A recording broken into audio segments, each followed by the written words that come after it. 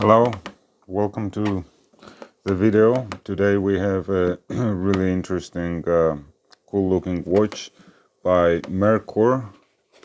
Let's do the quick unboxing. So, in terms of branding, we have a hard case, and that is branded by Merkur. I don't know what this represents. And we have the Pierre Paulin jump hour watch. This was sent to me by Merkur for this review. I do not have to return it, but I haven't been paid for the review. They did not ask me to provide any specific text, so I am free and will do an unbiased review of this watch.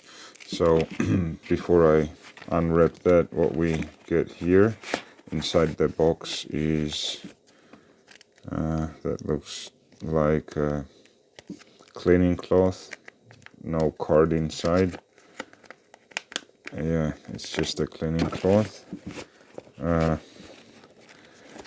We get this tool, double-ended.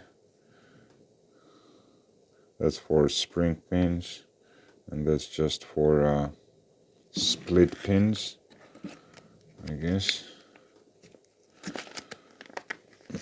And then we get watches and jewelry by Merkur Watch Group. What's inside? Let's have a look. That's in Chinese. So it's an instructional manual in, yeah, that's in English, in several different languages. Okay.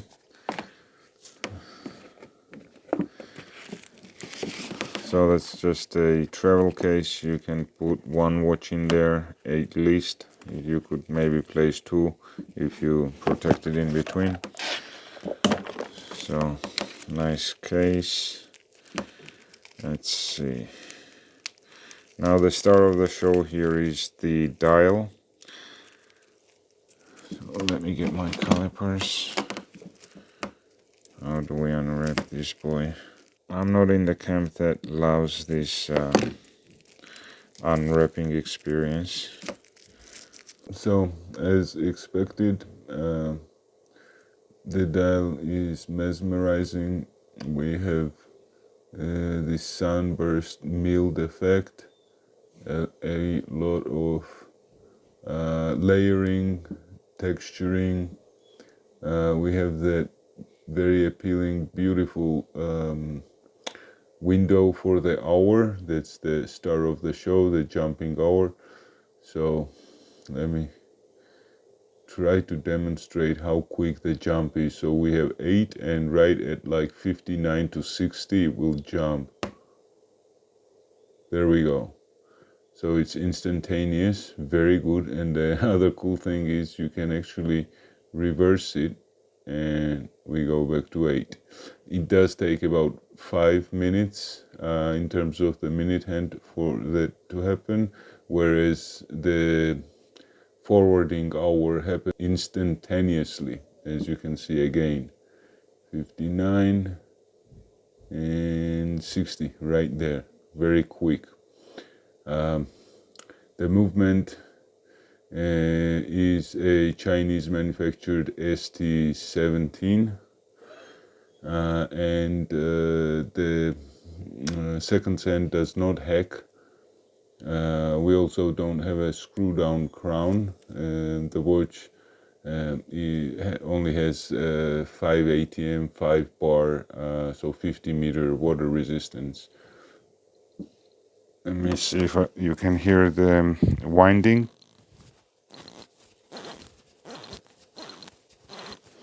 The winding action as well as the general action of the crown is quite good and sturdy. So no issues there. Yeah, that's beautiful. And the date window, or the hour window, is done very well. We will look at this under the microscope, but I don't expect any blemishes or any surprises, other than this is executed very well, especially for the price. By the time currently this watch is available from about $109 to $120, depending on where you get it, and the period, sales, etc. Let's look at how the clasp is set up. Okay, so you push this, it has double pushers, and that just goes in there. Quick wrist check. I am wearing this Proxima, which you can't get because I put this together myself. The parts are from Proxima. This is the dial is from Proxima, the chaptering obviously, the case is from Proxima, and this beautiful bezel, sapphire bezel, that they don't make anymore, unfortunately. So let's quickly go through the dimensions. We have a 20 millimeter lug width. Yeah, that's 20, should be 0, and that should be 20. Yeah, 20.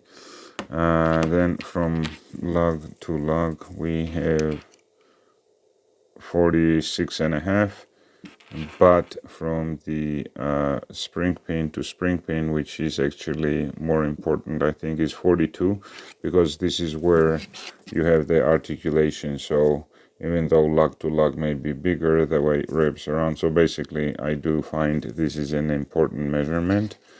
They have this signed crown, which I forgot to unwrap. And let's see the dimensions this way. 38, 30, yeah, 38.5-ish is how I measure it. I think it is listed as 38, but I don't see 38. 30, yeah, 38.5. And thickness of the watch, including the crystal, is 13.3. Right in the middle it's 13.3, but yeah, 13 at the edge, because it is bubble shaped, and it is quite large protruding. This is mineral crystal. I would have loved this to be sapphire, but maybe due to production costs, as well as just going more retro. Obviously we didn't have sapphire back then, and the bracelet is also a retro style, quite light, very good articulation, so it should be comfortable. I don't think it should be a hair puller either. So the way the bracelet works is you basically it has infinite adjustment. So let's see here. I'll bring it around there approximately, put it in, and done. This is a interesting implementation. Actually, I have never had a bracelet like this, but because it is 20 millimeter in lug width, this would be a strap monster for a variety of straps. And I will actually, it does have drilled lugs, which I always appreciate. It makes it easier. Yeah, I actually really like this bracelet for this style of watch. I actually do like it. It's very light and it's quite comfortable, easy to use.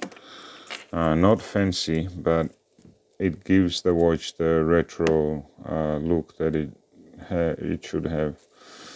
Anyway, it does have drilled lugs, so I'm quite happy with that. And on the case back, it has the logo, which is a lion, and then it says Merkur. What else does it say? Design and made, Team Merkur.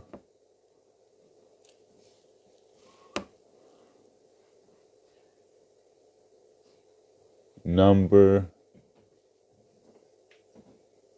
Yeah.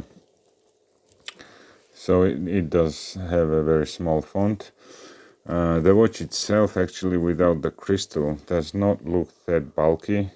It has a double stepped bezel here.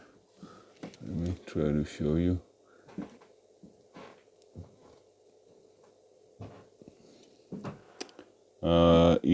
The watch is all brushed. I do not see any polishing on the chamfers or anywhere, so it is all brushed. We have circular brushing here, and then side brushing, which is executed very well. Merkur, actually, I haven't had any watches, but all the reviews and photos that I have seen, Merkur's quality of execution is very, very good and up there with the high-end watchmakers on AliExpress. So the likes of Proxima, San Martin, and so forth. Quality matches that, and designs are just very unique. So overall, my initial view of the watch is that it is a steal for the price. It is very unique with this jumping hour. We will now look at the dial under the microscope, but I think that for around $120, this watch really is a good option, especially for watch collectors, affordable, that collect affordable watches, because again, this is a unique implementation in a variety of ways. The bracelet is unique. The design, I believe, mimics another retro watch, but the dial is very, very nice. Colors, especially this salmon option, you don't see that very often. And the dial setup design language is beautiful to say the least. So I think it will be a conversation starter when wearing this in the relevant crowd, I guess. But yeah, so far so good. I like it very much. I will update. I will start using the watch, obviously, look at its accuracy, and I will do an update in the description if there are any issues. The seller, the Merkur official watch store, seems to be very responsive. They were quite good in communications, so no issues there either. So let's dive down and look at the dial under the microscope. So let's do some micro shots with this microscope. We have about 1,000 to 1,200 times magnification. So let's start off with this bezel and the brushing, which seems very consistent and of good quality. Brushing seems just fine. So let's do right above 60. There we go. Let's look at the printing here. If we can focus in. Yeah. I think the glass, the bubble glass, is making it difficult to focus on these dots, but we can focus on the comparatively flat area of the dial. This is that's the minute hand. You can see the minute hand moving. We have the seconds hand obviously on the bottom and the sub dial, and then we have this window. We'll come to that window. The printing seems very, very good. It's crisp, it has texture, 3D, the numbers are beautiful, there is no smearing, so quite impressed. And also the brushing, look at that brushing on this copper circle. That's quite high quality brushing.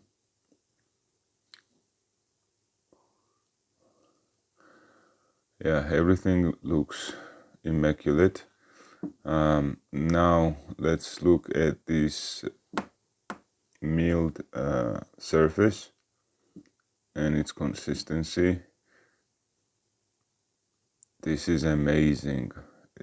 The watch costs around 110, 120 USD. I don't know any other brand that can rival this quality in this price, and it is a mechanical watch too, automatic. Now here Pierre Paulin, if you look at the P here, for example, it's clearly larger than the other letters. So I thought, whoa, is that a error? But it's actually not. It is larger on this side as well. We currently have the minute hand. Let me move that out. So this P also is larger than the rest of the text, and so is here. So it's the caps letters. The first letters are just slightly larger, and that is not noticeable with your naked eye, barely maybe, but under the microscope we see that there is a clear difference. Automatic is printed just beautifully. I don't know what this texturing is, and it seems that it is first of all of lighter color. It may be an insert or maybe not. Maybe it's just machined differently, but it does have the more of a sandy yellowish color under the microscope. If we look at it with a naked eye, it is the same salmon color as the rest of the dial. So the date window, let's zoom in and see how that is executed. The frame, immaculate, cutting work, everything seems to be done very, very well.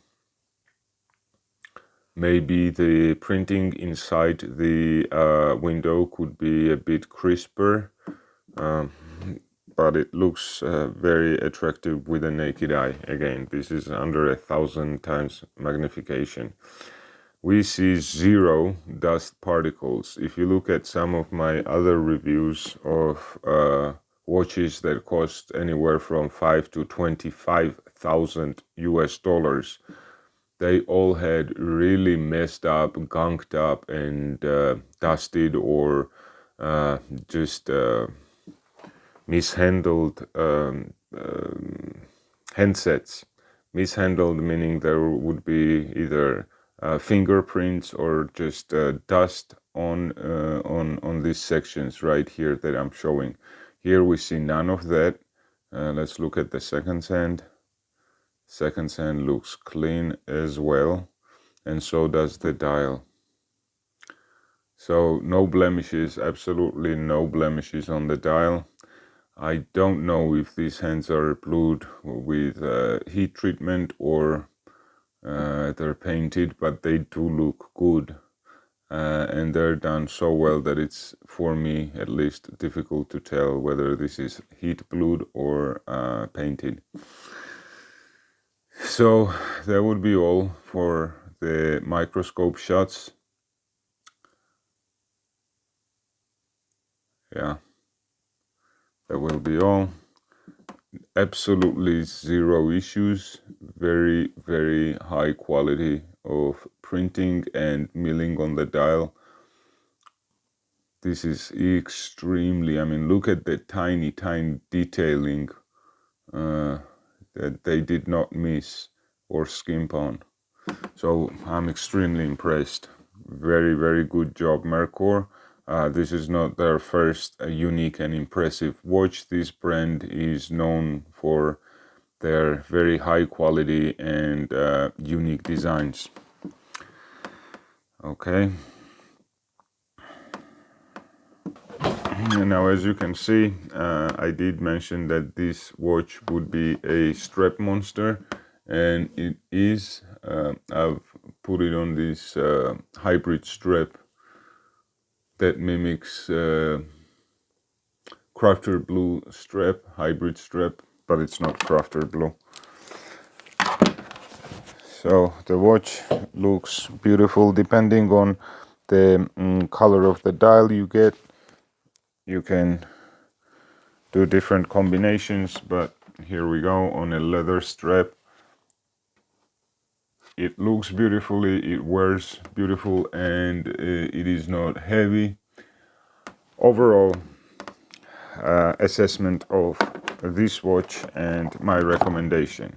So this is what we get, with the exception of the leather strap. Also, by the way, I did ask them to send me both the bracelet, stainless steel, as well as the leather strap, because that way I would have been able to look at both and see what works better, etc., what the quality of their leather strap is.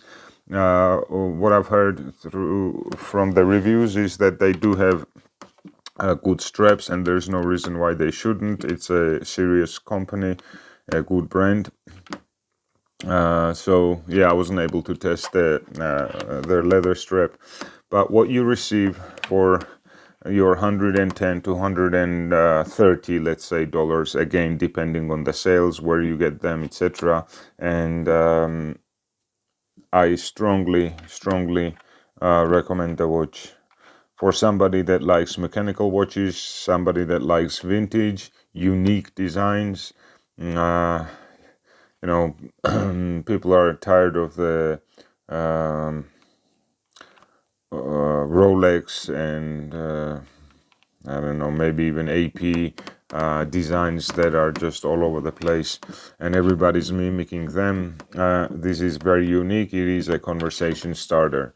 So value for money, highly recommend.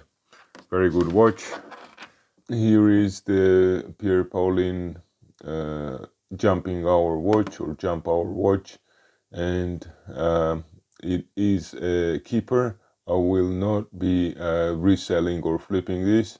Again, it's unique, it's beautiful, and it will stay in my collection. Thank you, Merkur. Cheers. Please like the video, subscribe for future content, and stay well. Cheers.